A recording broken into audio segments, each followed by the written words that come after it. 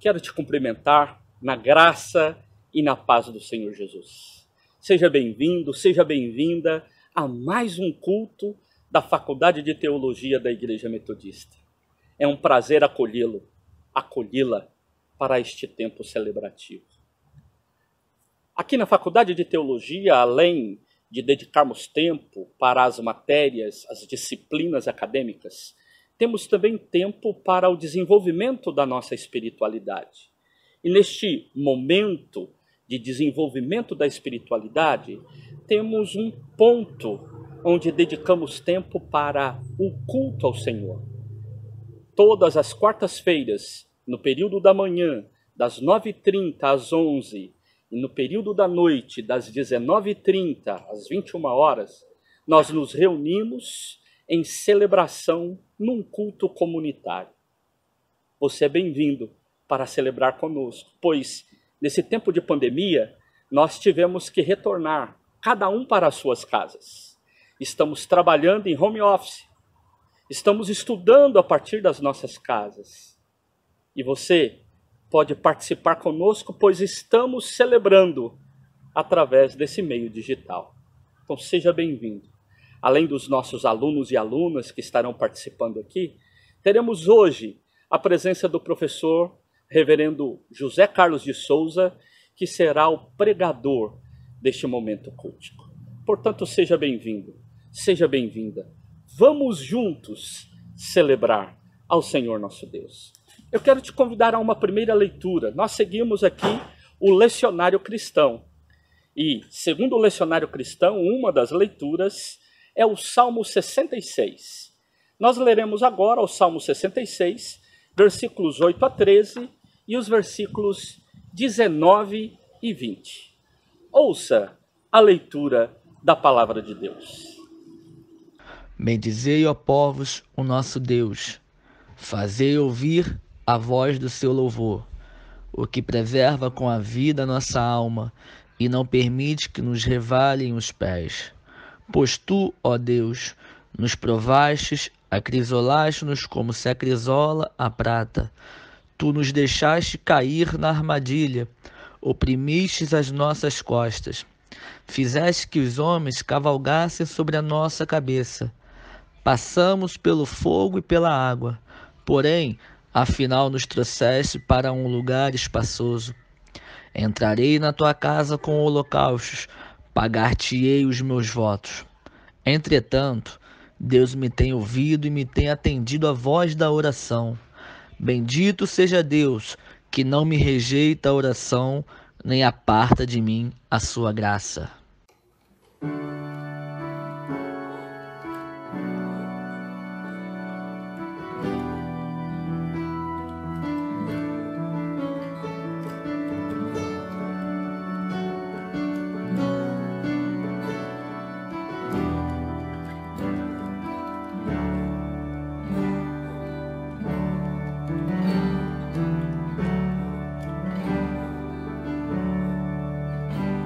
Bendito seja Deus, que não me rejeita a oração, nem afasta de mim a sua graça. Bendito seja Deus, que não me rejeita a oração, nem afasta de mim a sua graça.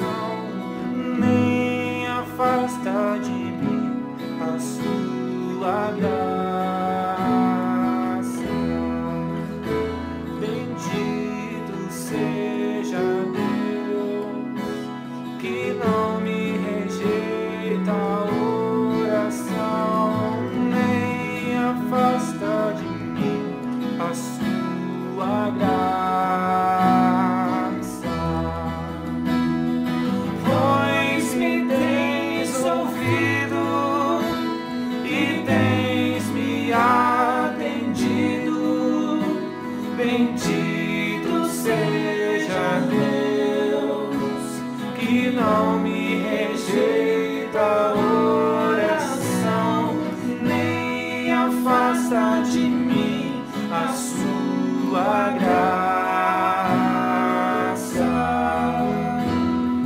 Pois me tens ouvido e tens me atendido. Bendito seja Deus, que não me rejeita a oração, nem afasta de mim a sua graça.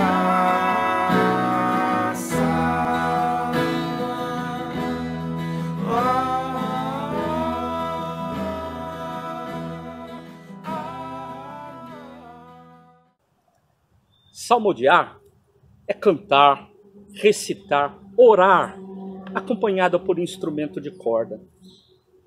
Obrigado, Benaia, por nos presentear com este salmo. Eu quero agora lembrar você que o Deus a quem nós servimos é um Deus cuidadoso. Por isso podemos adorá-lo.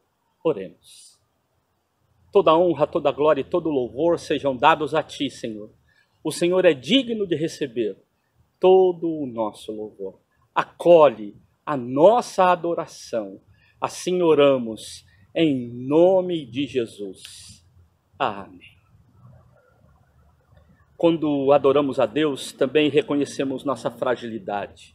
Reconhecemos a nossa pequenez. Por isso, eu quero dizer a você que há momento específico no culto cristão para olharmos para dentro de nós.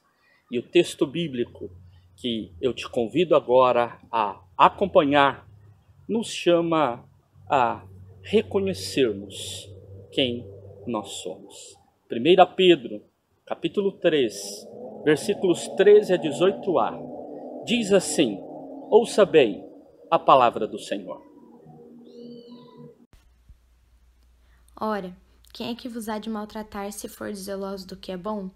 Mas ainda que venhais a sofrer por causa da justiça, bem-aventurados sois. Não vos amedronteis, portanto, com as suas ameaças, nem fiqueis alarmados. Antes, santificai a Cristo como Senhor em vosso coração, estando sempre preparados para responder a todo aquele que vos pedir razão da esperança que há em vós, fazendo-o, todavia, com mansidão e temor, com boa consciência, de modo que naquilo que falam contra vós, outros, fiquem envergonhados os que difamam o vosso bom procedimento em Cristo. Porque se for da vontade de Deus, é melhor que sofrais por praticardes o que é bom, do que praticando o mal. Pois também Cristo morreu, uma única vez, pelos pecados, o justo pelos injustos, para conduzir-vos a Deus. À luz do texto sagrado, vamos orar? Senhor, confessamos nossa fragilidade, confessamos nossa pequenez, confessamos que precisamos do Teu perdão. Por isso, Pai, acolhe nos céus este nosso pedido e perdoa-nos. Assim oramos, em nome de Jesus. Amém.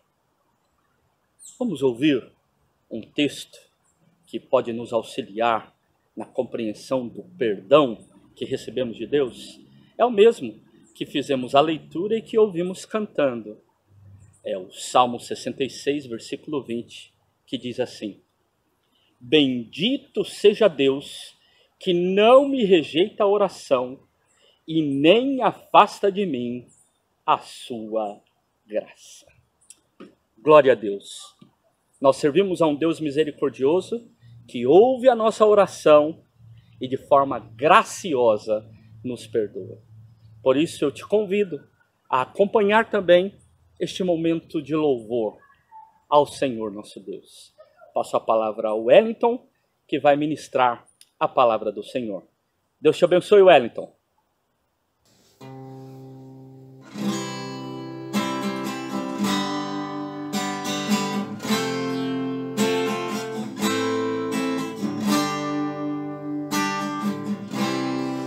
Eu estudo vosso coração, vejo em Deus e também em mim, na casa casa de meu pai há muitas moradas.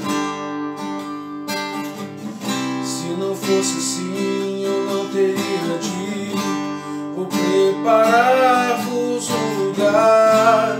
Eu virei, vos levarei para mim mesmo. Vós conheceis o caminho para onde eu vou. Sou o caminho, a verdade, a vida. Ninguém vem ao Pai a não ser por mim. Em verdade eu vos digo, porque eu vou para o Pai. Mas aquele que crê em mim, obras maiores fará. Oh, oh, oh, oh.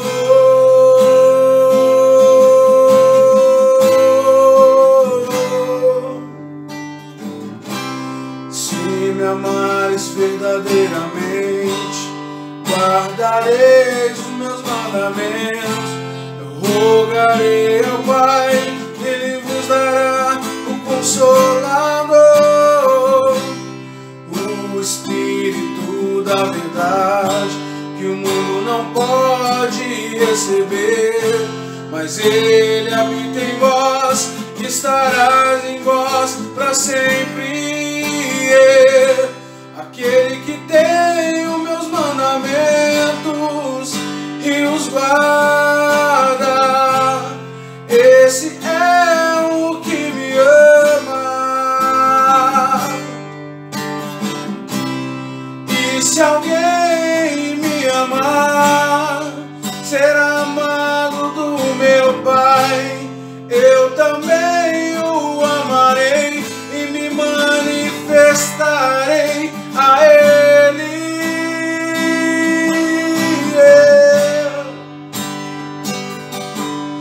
A Ele.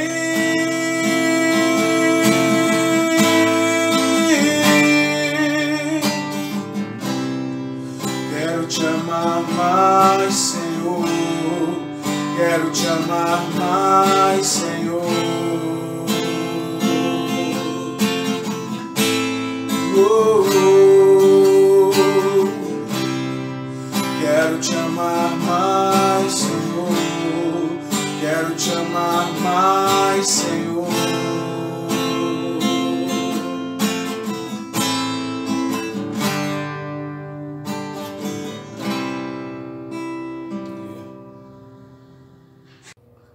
Graça e paz para todos vocês que nos veem e ouvem neste agraciado dia que o Senhor nos concedeu. Povo de Deus, recebam o meu carinhoso abraço como expressão sincera de profunda estima e bem-querer. Que o Deus eterno nos ilumine com o seu Espírito nesse momento de leitura de sua palavra e de reflexão. Convido vocês para a leitura do Evangelho referente ao sexto domingo do período pascal, que se encontra no capítulo 14, versículos 15 a 21 do Evangelho segundo São João, que lemos agora, de acordo com a versão Nova Almeida Atualizada da Sociedade Bíblica do Brasil. Se vocês me amam, guardarão os meus mandamentos, e eu pedirei ao Pai, e Ele lhes dará outro Consolador, a fim de que esteja com vocês para sempre. É o Espírito da verdade, que o mundo não pode receber, porque não o vê, nem o conhece.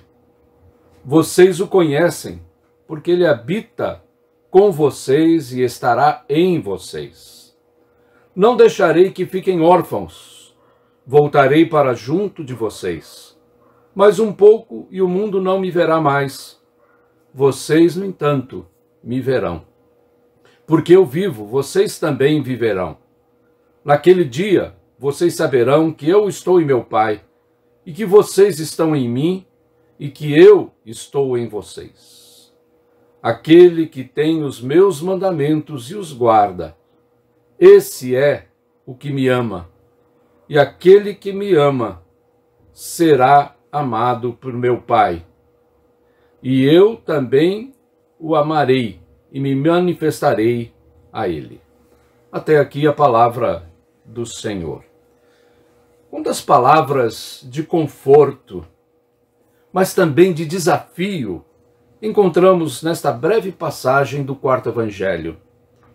O Pai lhes dará outro Consolador, o Espírito da Verdade, que habita com vocês e estará em vocês. Não deixarei que fiquem órfãos, voltarei para junto de vocês, porque eu vivo, vocês também viverão. Mas também há palavras de desafio, que emolduram, por assim dizer, essas promessas. Se vocês me amam, guardarão os meus mandamentos. Aquele que tem os meus mandamentos e os guarda, esse é o que me ama. Diante disso, podemos considerar como bem-aventuradas todas as pessoas que escutam essas promessas e, pela fé, as acolhem como parte de seu próprio ser. Quem assim o faz é tocado pelo amor de Deus, derramado no coração pelo Espírito, e busca viver de acordo com a vontade do Deus eterno, Pai, Filho e Espírito Santo.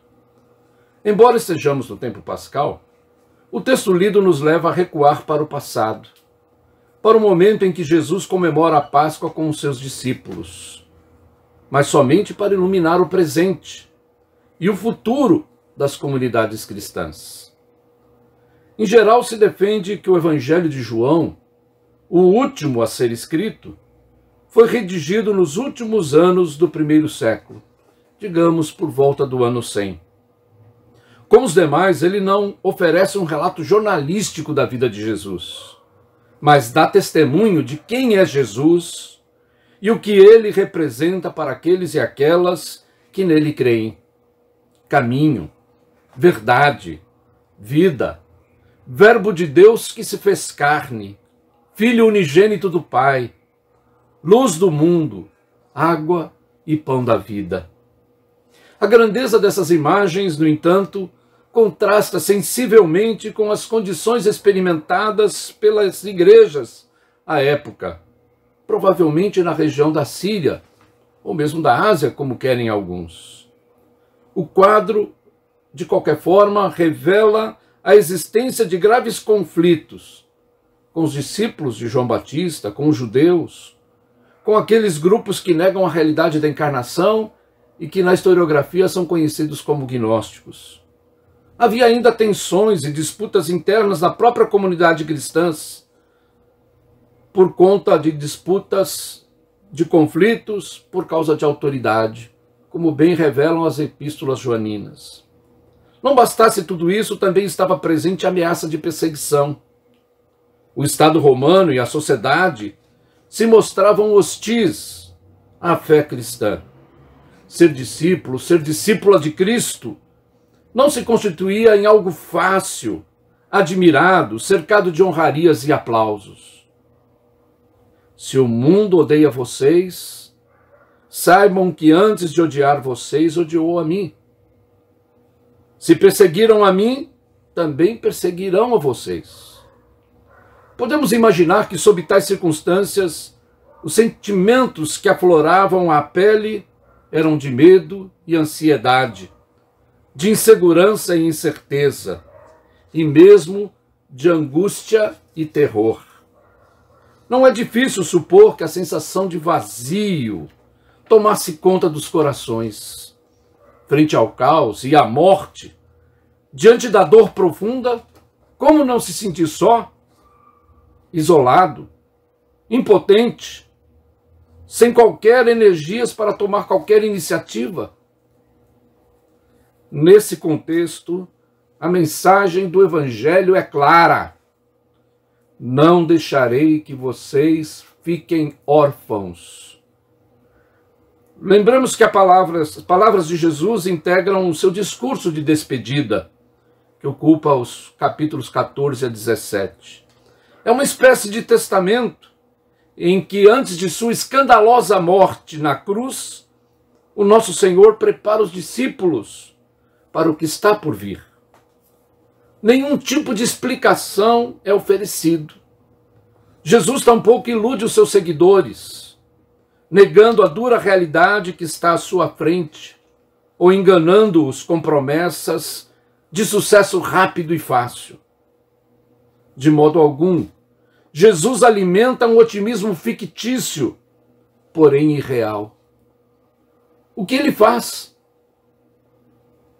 Promete companhia para sempre, todo o tempo todo. Nosso Senhor não irá abandonar aqueles que o amam. Ele irá para o Pai, mas continuará junto daqueles que escolheram segui-lo por amor. Como se dará isso? Como nosso Senhor cumprirá sua promessa? Como planeja sustentar o seu povo em sua jornada histórica, depois de seu ministério terreno? Nosso Senhor se refere a outro Consolador, ao Espírito da Verdade, cuja presença há de permanecer continuamente junto de seus discípulos e discípulas. É conveniente destacar, ressaltar, que a ação do Espírito Santo recebe uma forte ênfase no quarto evangelho, em especial nesse momento de despedida. Apenas na literatura joanina encontramos a expressão utilizada aqui, Parácletos, Consolador. É uma expressão tomada da linguagem jurídica da época, que significa aquele que apoia, que está ao lado e defende o acusado no tribunal. A palavra grega, comenta Wesley, também significa advogado, instrutor ou alguém que incentiva e encoraja. Daí também é derivado o sentido de consolador e intercessor. Para João, o evangelista, é o Espírito que conduz a comunidade cristã ao longo da história, recordando os ensinos de Jesus, recriando, para muito além da letra e do mero fideísmo, as práticas de amor exemplificadas por nosso Senhor até a morte. Enfim, é o Espírito que incapacita o povo de Deus a ser testemunha nas contradições do tempo da infinita graça de Deus. O mundo, os que não creem ou amam a Jesus ou a ele se opõem abertamente, jamais compreenderá os caminhos de Deus e de seu Espírito. Outra é a sua natureza. Não há amor, só ambição. Não há entrega, só egoísmo. Não há verdade, só ilusão. Não há vida, apenas a morte. Viver como Jesus viveu é alcançar vida plena, agora, no presente, como será também no futuro, na glória eterna. A morte já não mais assusta. Nada pode nos separar do amor divino. Porque eu vivo. Vocês também viverão. Viver, no entanto, segundo a lógica do mundo, não é viver, e sim morrer. Mesmo quando o corpo ainda respira e acumula gordura e riquezas. No presente, caminhamos na força do Espírito Santo. E sendo assim, o Deus triuno faz morada em nós, porque o amamos. Se alguém me ama, guardará a minha palavra e meu Pai o amará, e viveremos para ele, e faremos nele morada. Não apenas o Espírito, mas Pai e Filho estão conosco. Hoje, como no passado, as promessas de Deus são renovadas em nosso viver. Como em nenhuma outra época, nos sentimos impotentes diante da crise que assola o mundo e o nosso país. O sofrimento e a dor causados pela pandemia nos assustam. A tristeza gerada por tantas mortes, alcançando aqueles que amamos, produz insegurança. E perguntamos, por que, Senhor?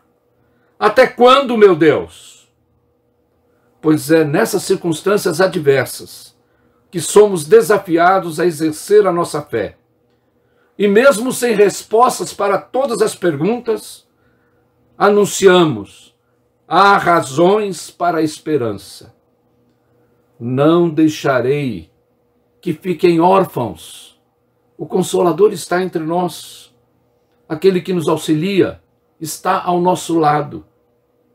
O Deus eterno, Pai, Filho e Espírito Santo, fazem em nós morada. Não permanece indiferente aos dramas da humanidade, mas sofre conosco e nos ampara, caminha junto de nós. E porque amamos a Cristo, somos ainda chamados a ser amorosamente cristãos e cristãs. Repito, amorosamente cristãos e cristãs, dando sinais de solidariedade, de comunhão e de serviço, mesmo em meio à dor e à angústia. Não, positivamente não estamos sós. O Espírito Consolador nos assiste na caminhada. E o melhor de tudo, como expressou Wesley, é que Deus, o nosso Deus, está conosco. Louvado seja o nome de nosso Senhor. Amém.